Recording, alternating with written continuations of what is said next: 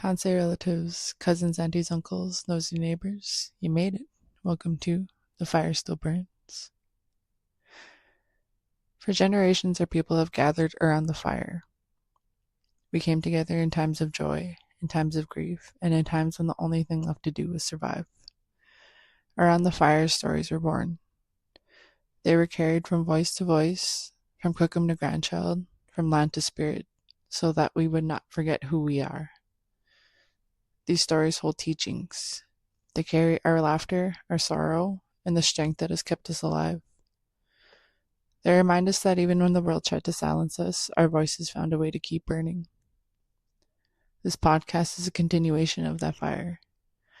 Each voice you hear is a part of the circle, each story another ember, and together they keep the flame alive for those yet to come.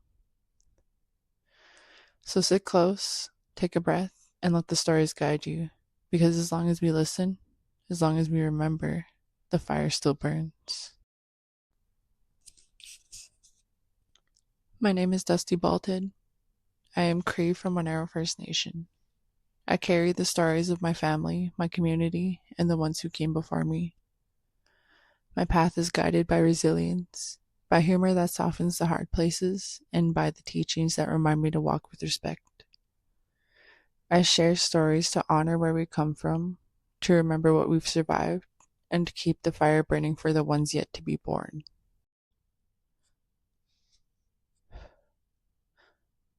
I'm 31 years old, and the oldest of three. I've got 2 kids of my own who keep me grounded and remind me why I do this work every day. I grew up on Monero First Nation, and outside of leaving for school, as one does, I've always called this community home. I'm a res girl through and through, shaped by this land, these people, and the stories that raised me. Today I work for my community in the Mental Health and Addictions Department, and I also serve as a social media liaison, helping to share our programs, our voices, and our truths. My role is about supporting community, lifting others up, and keeping us connected. This podcast, The Fire Still Burns, is another way of doing that work. It's a place where we gather stories, the kind that carry medicine, laughter, grief, and resilience. Stories that remind us that even when times are heavy, we still burn bright. So welcome, relatives. Pull up a chair by the fire. The circle is open, the stories are waiting, and the fire still burns. What's something you survived that you don't always talk about? I survived having my innocence taken from me at a very young age. It was not by a stranger, but by someone close, a family member. This was something I carried in silence for years, never speaking of it, never letting the words leave my lips. I was only 6 years old when it happened. At that age, I didn't fully understand what was being taken from me, but I felt the weight of it. I felt the loss, the confusion, and the shame that didn't belong to me, but lived in me anyway. Surviving that experience meant growing up with a part of me hidden away, a wound I didn't know how to name. It shaped the way I moved through the world, the way I trusted, and the way I protected myself. For a long time, I thought silence was the only way to survive, but in speaking it now, I take back a piece of myself. I honor that little 6-year-old girl who deserved protection, who deserved safety, who deserved love without harm. Surviving was not just about making it through the moment. It's about still being here, still finding my voice, and still choosing to carry light, even when darkness tried to take it away. Who do you wish had protected you? I wish my mother had been the one to protect me. I wish she had offered me the safety, care, and presence that her own inner child had once so badly needed, but never received. In many ways, she was still carrying her own wounds, still searching for the love and protection she never got, and because of that, she wasn't able to give those things to me. When I needed someone to stand in front of me, shield me, and say, "This will not happen to you," she wasn't there. Instead, she was absent, physically and emotionally, at a time in my life when I was most vulnerable. It was my auntie and my sisters who stepped into that role, They were the ones who took me in, who filled in the gaps, and who offered me the care my mom couldn't. Their love and presence became a lifeline, but even with that, there's still a part of me that aches for the protection I should have received from my mother. That longing isn't about what happened, it's about what didn't happen. It's about the empty space where a mother's arm should have been, the silence where her voice should have told me I was safe. And yet, even in that absence, I survived. I learned to carry myself. I learned to recognize the strength of those who did show up for me. And now I carry the hope that I can offer my children the protection, presence, and love that both my mother and I deserved. What helped you come back to yourself? What helped me come back to myself for my children? Before I became pregnant with my first baby in 2016, I was lost in a cycle of alcohol and cocaine. I was running from pain, running from memories, and I was slowly losing sight of the person I was meant to be. I numbed myself so much that I couldn't imagine another way of living, and I didn't believe I was strong enough to change on my own. But then life gave me a reason. The moment I learned I was carrying my first child, something shifted inside me. It wasn't just about me anymore. I had someone else's heartbeat to protect, someone else's future to hold on to. That little life became my anchor. My first baby saved me, though he doesn't even know how much he has. He doesn't know that it was his existence that pulled me out of the darkness, that gave me the strength to put down what was destroying me, and reminded me I still had a purpose. My kids continue to be the medicine I never knew I needed. They are mirrors that reflect back to me my resilience, my love, and the parts of myself I thought were gone forever. They remind me daily that I am more than my struggles, more than my pain, more than my past.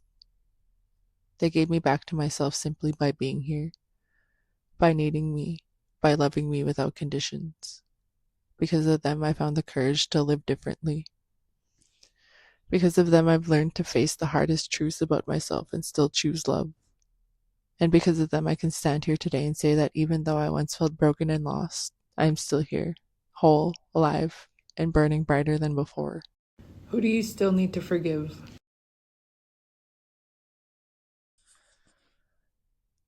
The people I still need to forgive begin with my mother.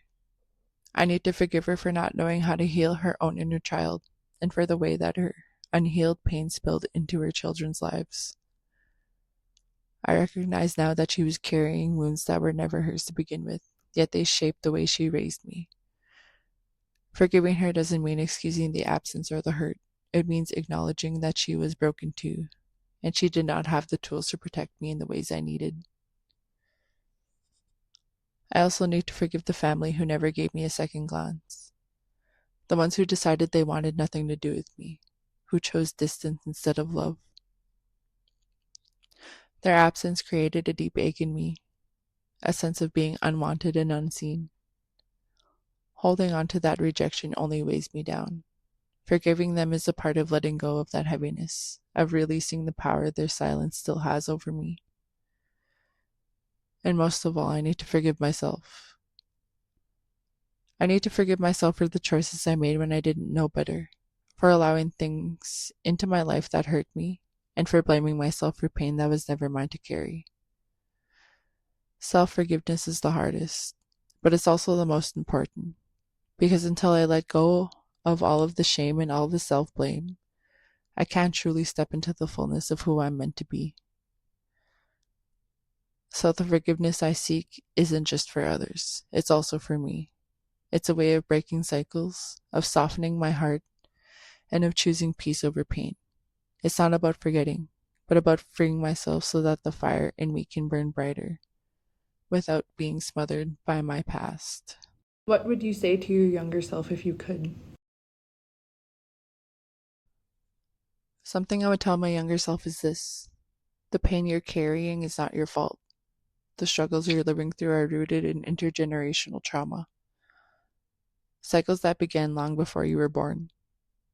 The reason your life feels heavy, confusing, and unfair is because you were handed burdens that were never meant for a child to carry. None of this makes you less worthy of love, care, or safety.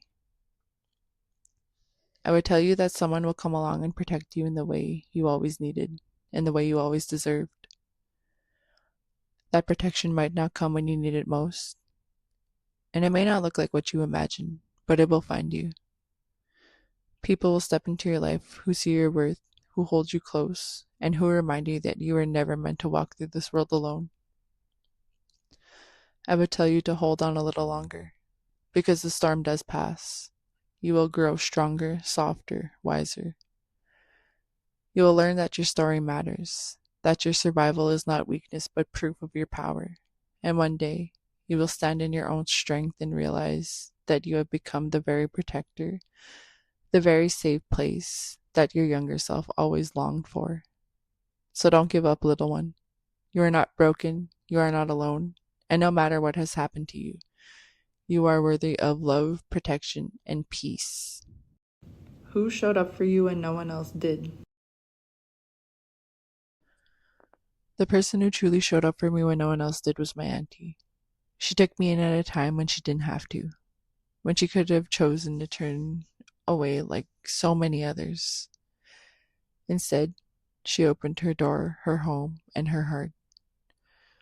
She raised me with respect, with patience, and with values that have stayed with me into adulthood. She gave me a sense of stability when the world around me felt unsteady, and she gave me a foundation to stand on when I had nothing else. Her presence is proof that family isn't always about who is obligated to love you, but about who chooses to love you anyway. Alongside her, my best friends became another form of family. They listened to me through the hardest times of my life, through moments when I was hurting out loud and didn't know how to hide it.